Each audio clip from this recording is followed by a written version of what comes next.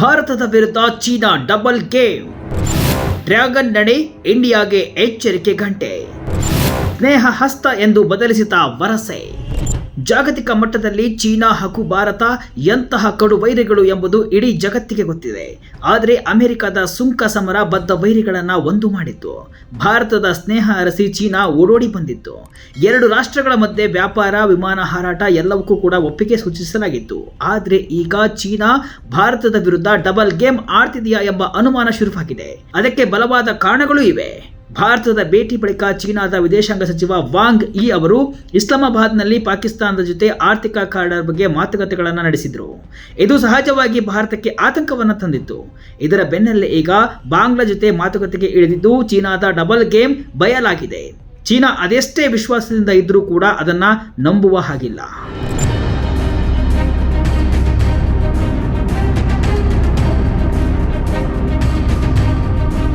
ಹೌದು, ತನ್ನ ವಿಸ್ತರಣಾವಾದಿ ನೀತಿಗಳಿಂದ ಜಗತ್ತನ್ನೇ ಆತಂಕಕ್ಕೆ ದೂಡಿರುವ ಚೀನಾ ದಶಕಗಳ ಕಾಲ ಪಾಕಿಸ್ತಾನವನ್ನು ತನ್ನ ಕಾರ್ಯತಂತ್ರದ ಪರದೆಯಾಗಿ ಬಳಸಿಕೊಂಡಿದ್ದ ಬೀಜಿಂಗ್ ಈಗ ತನ್ನ ದೃಷ್ಟಿಯನ್ನು ಪೂರ್ವದತ್ತ ನೆಟ್ಟಿದೆ. ಭಾರತದ ಪೂರ್ವದ ನೆರೆಯ ರಾಷ್ಟ್ರ ಬಾಂಗ್ಲಾದೇಶದಲ್ಲಿ ನಡೆದಂತಹ ರಾಜಕೀಯ ಪಲ್ಲಟಗಳು ಚೀನಾಗೆ ಹೊಸ ಬಾಗಿಲನ್ನೇ ತೆರೆದಿವೆ.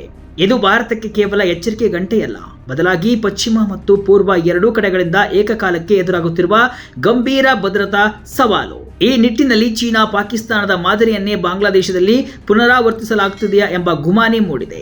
ದಶಕಗಳಿಂದ ಚೀನಾ ಮತ್ತು ಪಾಕಿಸ್ತಾನದ ಸಂಬಂಧವನ್ನ ಸಾರ್ವಕಾಲಿಕ ಸ್ನೇಹ ಅಂತ ಬಣ್ಣಿಸಲಾಗ್ತಾ ಇತ್ತು. ಪಾಕಿಸ್ತಾನವನ್ನ ಅಕ್ಷರಶಃ ತನ್ನೆಲ್ಲ ಕಾರ್ಯತಂತ್ರಗಳಿಗೆ ಚೀನಾ ಬಳಸಿಕೊಂಡಿದೆ. ಚೀನಾ ಪಾಕಿಸ್ತಾನ ಆರ್ಥಿಕ ಕಾರಿಡಾರ್ ಸಿಪಿಇಸಿ ಹೆಸರಿನಲ್ಲಿ ಸಾವಿರಾರು ಕೋಟಿ ಡಾಲರ್ ಹೂಡಿಕೆಯನ್ನ ಮಾಡಿ ಪಾಕಿಸ್ತಾನವನ್ನ ತನ್ನ ಸಂಪೂರ್ಣ ಹಿಡಿತಕ್ಕೆ ತೆಗೆದುಕೊಂಡಿದೆ. ಗ್ವಾದರ್ ಬಂದರ್ನಿಂದ ಹಿಡಿದು ಪಾಕಿಸ್ತಾನದ ಸೇನೆಯವರೆಗೂ ಚೀನಾದ ಪ್ರಭಾವ ವ್ಯಾಪಿಸಿದೆ. ಭಾರತವನ್ನ ಪಶ್ಚಿಮದಿಂದ ನಿಯಂತ್ರಿಸಲು, ಒತ್ತಡದಲ್ಲಿಡಲು ಪಾಕಿಸ್ತಾನವನ್ನ ಒಂದು ಪ್ರಮುಖ ಅಸ್ತ್ರವಾಗಿ ಚೀನಾ ಬಳಸುತ್ತಲೇ ಬಂದಿದೆ. ಆದರೆ ಈಗ ಆಟದ ನಿಯಮಗಳು ಬದಲಾಗ್ತಿವೆ. ಬೀಜಿಂಗ್ ತನ್ನ ಕಾರ್ಯತಂತ್ರದ ವ್ಯಾಪ್ತಿಯನ್ನ ವಿಸ್ತರಿಸಲು ಪೂರ್ವದತ್ತ ಮುಖ ಮಾಡಿದೆ. ಚೀನಾಕ್ಕೆ ಜೈ ಎನ್ನುತ್ತಿರುವ ಬಾಂಗ್ಲಾದಲ್ಲಿ ಪಾಕ್ ಮಾದರಿ ಪುನರಾವರ್ತನೆ. ಚೀನಾದ ಈ ಪೂರ್ವದತ್ತ ಪಯಣಕ್ಕೆ ವೇಗ ಸಿಕ್ಕಿದ್ದು ಬಾಂಗ್ಲಾದೇಶದ ರಾಜಕೀಯ ಬೆಳವಣಿಗೆಗಳಿಂದ. ಶೇಖ್ ಹಸೀನಾ ಸರ್ಕಾರದ ಪತನ ಮತ್ತು ಮೊಹಮ್ಮದ್ ಯೂನಸ್ ನೇತೃತ್ವದ ಹೊಸ ಆಡಳಿತದ ಉದಯವು ಚೀನಾಕ್ಕೆ ಬಾಂಗ್ಲಾದೇಶದಲ್ಲಿ ಅನಿರೀಕ್ಷಿತ ಅವಕಾಶವನ್ನು ಸೃಷ್ಟಿಸಿದೆ.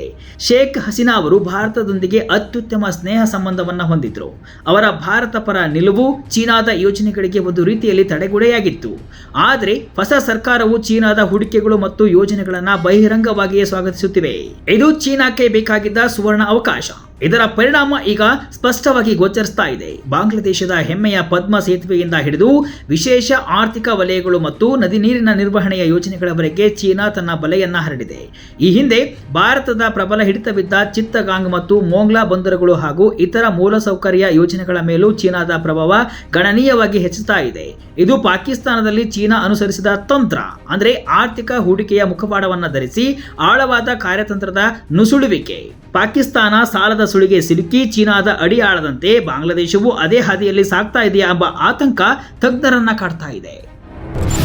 ಇಸ್ಲಾಮಿಕ್ ಸಿದ್ಧಾಂತದ ಅಪಾಯಕಾರಿ ಮೈತ್ರಿ. ಪಾಕಿಸ್ತಾನ ಮತ್ತು ಬಾಂಗ್ಲಾದೇಶ ಎರಡೂ ಇಸ್ಲಾಮಿಕ್ ರಾಷ್ಟ್ರೀಯತೆಯ ಹಿನ್ನೆಲೆಯಲ್ಲಿ ನಿಂತಿವೆ. ಎರಡೂ ದೇಶಗಳಲ್ಲಿನ ಮೂಲಭೂತವಾದಿ ಶಕ್ತಿಗಳು ಭಾರತವನ್ನು ತಮ್ಮ ಶಾಶ್ವತ ಶತ್ರು ಅಂತ ಪರಿಗಣಿಸುತ್ತಿವೆ. ಬೀಜಿಂಗ್ ಈ ಮನಸ್ಥಿತಿಯನ್ನ ತನ್ನ ಅನುಕೂಲಕ್ಕೆ ಬಳಸಿಕೊಳ್ತಿದೆ. ಪಾಕಿಸ್ತಾನದಲ್ಲಿ ಮಸೂದ್ ಅಜರ್ನಂತಹ ಭಯೋತ್ಪಾದಕ ನಾಯಕರನ್ನ ರಕ್ಷಣೆ ಮಾಡುವುದರಿಂದ ಹಿಡಿದು ಅಲ್ಲಿನ ಇಸ್ಲಾಮಿಸ್ಟ್ ಜಾಲವನ್ನು ಬೆಂಬಲಿಸುವವರೆಗೆ ಚೀನಾದ ಪಾತ್ರ ಸ್ಪಷ್ಟವಾಗಿದೆ. ಇದೀಗ ಬೀಜಿಂಗ್ ಬಾಂಗ್ಲಾದೇಶದಲ್ಲಿಯೂ ಕೂಡ ಸದ್ದಿಲ್ಲದೆ ಮೂಲಭೂತವಾದಿಗಳನ್ನು ಪ್ರೋತ್ಸಾಹಿಸಬಹುದು ಎಂಬ ಆತಂಕ ಎದುರಾಗಿದೆ. ಭಾರತವನ್ನ ಸುತ್ತುವರಿಯುವ ತಂತ್ರ. ಚೀನಾದ ಉದ್ದೇಶ ಕೇವಲ ಆರ್ಥಿಕವಲ್ಲ.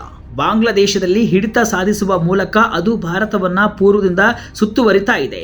ಪಶ್ಚಿಮದಲ್ಲಿ ಪಾಕಿಸ್ತಾನ, ಉತ್ತರದಲ್ಲಿ ನೇಪಾಳ, ಭೂತಾನ್ ಮೇಲೆ ಒತ್ತಡ ಮತ್ತು ದಕ್ಷಿಣದಲ್ಲಿ ಹಿಂದೂ ಮಹಾಸಾಗರದಲ್ಲಿ ತನ್ನ ನೌಕಾ ಉಪಸ್ಥಿತಿಯನ್ನು ಹೆಚ್ಚಿಸುವ ಮೂಲಕ ಭಾರತದ ಸುತ್ತ ಒಂದು ಚೀನಿ ವರ್ತುಲವನ್ನು ಸೃಷ್ಟಿಸ್ತಾ ಇದೆ.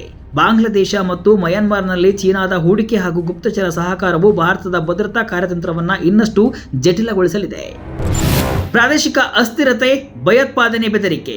ಇಸ್ಲಾಮಿಸ್ಟ್ ಸಿದ್ಧಾಂತ ಮತ್ತು ಚೀನಾದ ಬೆಂಬಲ ಒಟ್ಟಾಗಿ ಇಡೀ ಪ್ರದೇಶವನ್ನು ಅಸ್ಥಿರಗೊಳಿಸಬಹುದು ಎಂಬುದು ಹೊಸ ವಾಸ್ತವ. ಇದರಿಂದ ಭಾರತದ ಈಶಾನ್ಯ ಗಡಿಗಳು ಭಯೋತ್ಪಾದನೆ ಮತ್ತು ಪ್ರತ್ಯೇಕತಾವಾದಕ್ಕೆ ಹೆಚ್ಚು ದುರ್ಬಲವಾಗಲಿವೆ. ರೋಹಿಂಗ್ಯಾ ಬಿಕ್ಕಟ್ಟಿನಿಂದ ಮಯನ್ಮಾರ್ ಕೂಡ ಪ್ರಭಾವಿತವಾಗಲಿದೆ. ಇದರಿಂದ ಚೀನಾಕ್ಕೆ ಎರಡು ಅನುಕೂಲಗಳಿವೆ. ಭಾರತದ ಪ್ರಾದೇಶಿಕ ಶಕ್ತಿ ದುರ್ಬಲಗೊಳ್ತಾ ಇದೆ ಮತ್ತು ಹಿಂದೂ ಮಹಾಸಾಗರದಿಂದ ಬಂಗಾಳ ಕೊಲ್ಲಿಯವರೆಗೆ ಬೀಜಿಂಗ್ ತನ್ನ ಹಿಡಿತವನ್ನು ಬಲಪಡಿಸಿಕೊಳ್ಳಲು ಸಾಧ್ಯವಾಗುತ್ತೆ. ಭಾರತಕ್ಕೆ ಎಚ್ಚರಿಕೆಯ ಗಂಟೆ. ಇದು ಭಾರತಕ್ಕೆ ನಿಜಕ್ಕೂ ಎಚ್ಚರಿಕೆಯ ಗಂಟೆ. ಪಶ್ಚಿಮದ ಗಡಿಯಲ್ಲಿ ಪಾಕಿಸ್ತಾನದ ಸವಾಲನ್ನು ಎದುರಿಸುತ್ತಿರುವಾಗಲೇ ಪೂರ್ವದ ಗಡಿಯಲ್ಲಿಯೂ ಕೂಡ ಚೀನಾದ ಪ್ರಾಬಲ್ಯ ಹೆಚ್ಚಾದರೆ ಅದು ಭಾರತದ ಸಂಪನ್ಮೂಲ, ಭದ್ರತೆ ಮತ್ತು ರಾಜತಾಂತ್ರಿಕತೆಯ ಮೇಲೆ ಒತ್ತಡವನ್ನು ಸೃಷ್ಟಿಸುತ್ತೆ. ಚೀನಾದ ಈ ಡಬಲ್ ಗೇಮ್ ದಕ್ಷಿಣ ಏಷ್ಯಾದಲ್ಲಿ ಅಸ್ಥಿರತೆ, ಭಯೋತ್ಪಾದನೆ ಮತ್ತು ಭೌಗೋಳಿಕ ರಾಜಕೀಯ ಪೈಪೋಟಿಯ ಹೊಸ ಅಧ್ಯಾಯವನ್ನೇ ತೆರೆಯಲಿದೆ. ಭಾರತವು ಈ ಬದಲಾಗುತ್ತಿರುವ ಸನ್ನಿವೇಶವನ್ನು ಗಂಭೀರವಾಗಿ ಪರಿಗಣಿಸಿ ತನ್ನ ರಾಜತಾಂತ್ರಿಕ, ಆರ್ಥಿಕ ಮತ್ತು ಭದ್ರತಾ ಕಾರ್ಯತಂತ್ರಗಳನ್ನು ತುರ್ತಾಗಿ ಪುನರ್ರೂಪಿಸಬೇಕಾದ ಸಮಯ ಬಂದಿದೆ. ಇಲ್ಲದಿದ್ದರೆ ಚೀನಾದ ಈ ಚಕ್ರವ್ಯೂಹದಿಂದ ಹೊರಬರುವುದು ಕಷ್ಟ ಸಾಧ್ಯವಾಗಬಹುದು. ಒಟ್ಟಿನಲ್ಲಿ ಚೀನಾದ ಈ ಡಬಲ್ ಗೇಮ್ ಭಾರತಕ್ಕೆ ಕಳವಳವನ್ನು ತಂದಿದೆ. ಒಂದು ಕಡೆ ಭಾರತದ ಜೊತೆ ಸ್ನೇಹ ಅನ್ನೋದು, ಇತ್ತ ಒಳಗೊಳಗೆ ತನ್ನ ನೆರೆಯ ರಾಷ್ಟ್ರಗಳ ಜೊತೆ ತನ್ನ ಹಿಡಿತ ಸಾಧಿಸಲು ಪ್ರಯತ್ನಿಸುವುದು. ಈ ಚೀನಾದ ಡಬಲ್ ಗೇಮ್ಗೆ ಭಾರತ ಯಾವ ರೀತಿ ಉತ್ತರ ಕೊಡುತ್ತೆ ಎಂಬುದನ್ನು ಕಾದು ನೋಡಬೇಕಿದೆ.